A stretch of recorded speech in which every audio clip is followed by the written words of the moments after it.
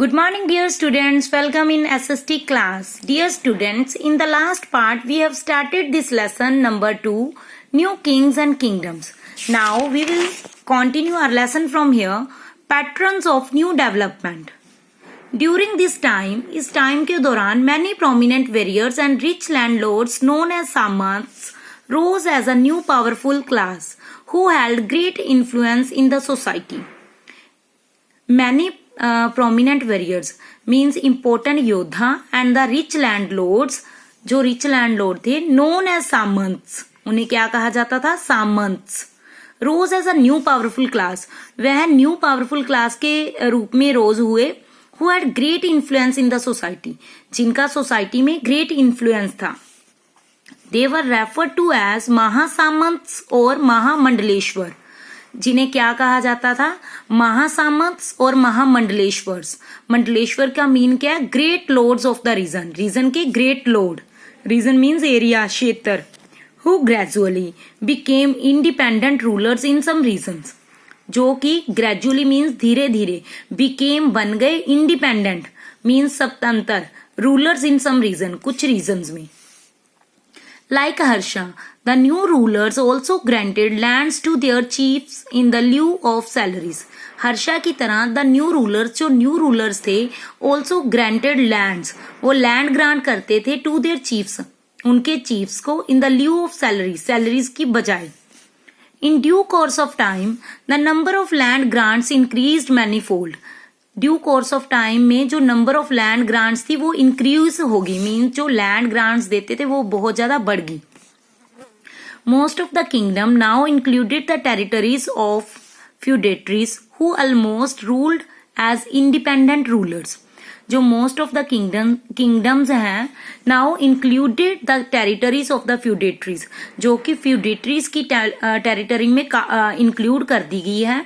Who almost ruled as independent rulers, जिन्होंने rule कैसे किया? As a independent ruler.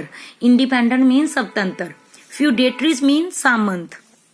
However, these feudatories were required to collect land revenue. जो ये feudatories थी, were required, needed थी, means इनकी जरूरत थी to collect land revenue, land revenue को इकट्ठा करने के लिए इन देयर टेरिटरीज, उनकी टेरिटरीज में. Maintain standing army for the chief ruler, और चीफ रूलर के लिए आर्मीज को प्रिपेयर करना. This kind of arrangement proved adventurous in many ways. जो इस काइंड का अरेंजमेंट किया उन्होंने सिस्टम को हैंडल करने के लिए, ये बहुत एडवेंचरस मीन्स बेनिफिशियल हुआ कई तरीकों में. A king could distribute the burden of the maintaining a huge and costly army. जो किंग था उसने डिस्ट्रीब्यूट कर दिया बर्डन को, बोझ को, ऑफ मेंटेन करने के, अ ह्यूज मीन्स बहुत बड़ी, एंड कॉस्टली आर्मी, जो कॉस्टली आर्मी थी.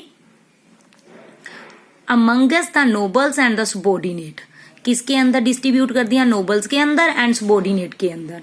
सबॉर्डिनेट मीन्स जो किसी के अधीन हो. This system also suited the nobles, ये जो सिस्टम है इसने सूट किया नोबल्स को, because it give them autonomy, इसने उन्हें क्या दी? ऑटोनोमी दी. ऑटोनोमी मीन्स क्या होता है? Freedom to govern independently, means independent होके वर्क करना.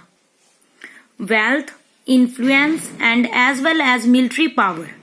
तो इस सिस्टम ने सूट किया नोबल्स को, बिकॉज इसने क्या दे दी? इंडिपेंडेंट दे दी सबको, वेल्थ दे दी, influence as well as military power भी दे दी. The undesirable result of this development was that if a king power declined. तो इसका अनडिजायरेबल रिजल्ट क्या हुआ? बिना इच्छा के. अनडिजायरेबल मीन्स बिना इच्छा के. इसका क्या रिजल्ट हुआ? This development was that if a Kings power declined, जो किंग की पावर थी वो क्या होगी? डिक्लाइंड होगी, थोड़ा पतन हो गया उसका, खत्म होगी. The nobles usually revolted since their lands and armies had already made them quite powerful. जो नोबल्स थे उन्होंने रिवोल्ट किया क्योंकि since their lands and armies, उनकी lands and armies had already made them quite powerful, उन्होंने उनकी lands और उनकी आर्मीज ने उन्हें ऑलरेडी क्या बना दिया था? Powerful. In many cases certain powerful chiefs establish new dynasties. कई केसेस में क्या हुआ कि जो पावरफुल चीफ्स थे उन्होंने एस्टेब्लिश कर ली new dynasties. In the wake of weak power of their rulers, क्योंकि जो वीक राजा थे उनकी वीक पावर थी ऑफ देयर रूलर, उनके रूलर्स की वीक पावर होने के कारण उन्होंने अपना अपना क्या एस्टेब्लिश कर लिया, न्यू डायनेस्टी एस्टेब्लिश कर ली। जैसे मैंने आपको मैप में पहले ही दिखाया था कि यहाँ पे क्या थे, राष्ट्रकूट थे और यहाँ पे पालास एंड यहाँ पे गुर्जारा प्रतिहारा। तो इनका तीनों में ना क्या था, तीनों डायनेस्टी में क्या था, स्ट्रगल हो रहा था किसे लेके, कनौज को लेके। कनौज ये रहा तीनों के सेंटर में आ रहा है, कनौज को लेके तीनों में स्ट्रगल हुआ था। तो ये देखो डायनेस्टीज ने कैसे स्ट्रगल किया, कैसे ये बनी डायनेस्टीज, अब इसके बारे में रीड करेंगे।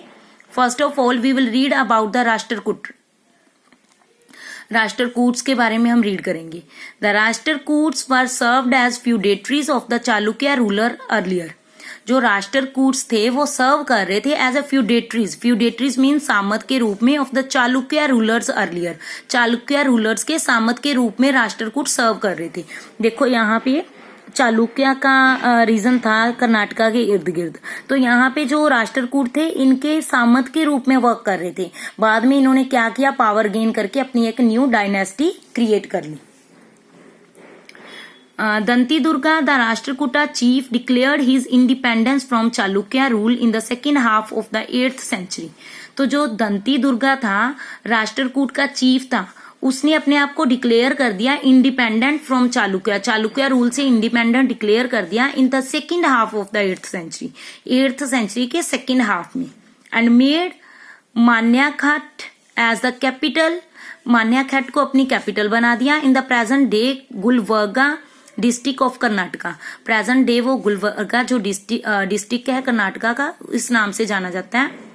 He was not a Kshatriya by birth, जो दंती दुर्गा था वो क्षत्रिय नहीं था, क्योंकि उन्होंने बोला था ना जो क्षत्रिय होते हैं वही क्या है, कोई डायनेस्टी एस्टेब्लिश कर सकते हैं।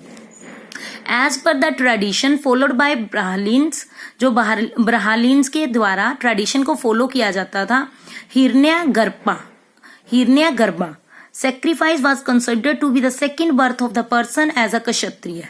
तो ये क्या होता था, एक रिचुअल होता था, हिरण्यगर्भा एक रिचुअल होता था जिसमें क्या किया जाता था कि जो ये वाला ब्राह्मण के द्वारा, ब्राह्मण करते थे इसको, तो जो एक इंसान है इस सेरेमनी को करने के बाद वो क्या बन जाता था, वो क्षत्रिय बन जाता था। तो Hiranyagarbha sacrifice was considered to be the second birth of a person as a Kshatriya, person का सेकेंड बर्थ हो जाता है किस रूप में, as a Kshatriya. Kshatriya Thus he performed the Hiranyagarbha or the golden bomb sacrifice in order to claim Kshatriya status। तो उसने क्षत्रिय status को क्लेम करने के लिए उसने ये हिरण्यगर्भा सेक्रीफाइस जो किया। Next, Amoghavarsha was the most notable ruler among the Rashtrakuta. Rashtrakuta का जो फेमस या नोटेबल रूलर कौन था, अमोघा वर्षा। He preferred the pursuit of a religion and literature to fighting wars। तो उसने क्या प्रेफर किया, परस्यूट ऑफ रिलीजन, रिलीजन का परस्यूट, परस्यूट मीन्स फॉलो करना, काम करना, और literature to fighting wars, war को फाइट करने के लिए लिटरेचर और रिलीजन को उसने मेन काम माना। He is credit as the writer of the first Kannada book of poetry, जिसे क्रेडिट दिया जाता है कि राइटर है वो first Kannada book of poetry, poetry के ऊपर जो फर्स्ट कनाडा बुक लिखी गई है। In 200 years of their rule, अपने रूल के 200 ईयर्स में the Rashtrakutas patronized art and literature, उन्होंने क्या किया, पैट्रोनाइज्ड किया आर्ट और लिटरेचर को। They promoted Sanskrit and but also Prakrit and Apabhramsha उन्होंने प्रमोट किया। They promoted Sanskrit but also Prakrit को भी, एंड अपावर्मशाह को भी उन्होंने क्या किया, प्रमोट किया। Apabhramsha is known to be the origin of many modern regional languages of India. तो ये क्या था, ये जाना जाता था, ओरिजिन होता है इससे many modern regional languages of India, India की रीजनल और मॉडर्न लैंग्वेजेस का। It was during the reign of Krishna one Rashtrakuta king that the famous Kailasa temple at Ellora Maharashtra was carved out। During the reign of Krishna one, Krishna जो one Rashtrakuta का king था, उसके time period के दौरान जो फेमस कैलासा टेम्पल अलोरा में है महाराष्ट्र में, वाज कर्व्ड आउट, उसे कर्व किया गया। आई होप स्टूडेंट्स आपको इतना प्रॉपरली समझ आ गया होगा। नेक्स्ट हम नेक्स्ट वीडियो में करेंगे, नेक्स्ट पार्ट में करेंगे। Thank you, have a nice day.